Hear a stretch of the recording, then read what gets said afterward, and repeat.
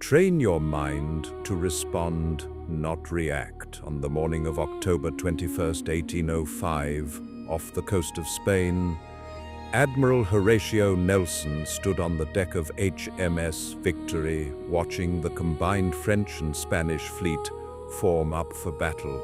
Every reasonable emotion was available to him in that moment.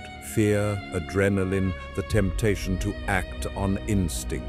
Instead, he calmly composed a signal to be run up the mast, one of the most famous messages in naval history, and waited for exactly the right moment to give the order to engage.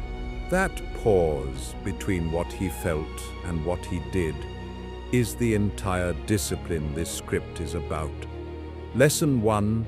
The gap between impulse and action. Marcus Aurelius wrote about guarding what he called the ruling faculty, the part of the mind that decides what to do with an impression the moment it arrives.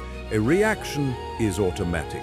A response is chosen. Nelson felt the same fear any sailor did that morning. The difference was the half-second he inserted between the feeling and the order. Lesson 2. The impression is not the fact. Marcus Aurelius reminded himself daily that things themselves don't disturb us. Our judgment about them does.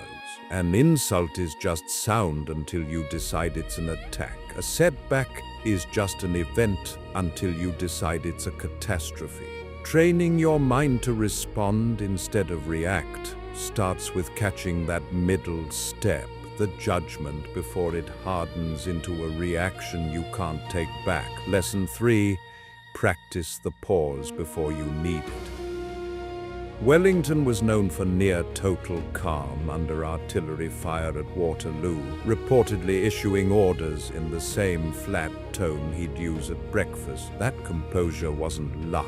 Both Wellington and Nelson had spent decades in smaller moments training the same muscle, the pause, until it was available even when cannon fire made pausing feel impossible. Nothing about this makes the fear disappear. Marcus Aurelius still felt the plague's dread.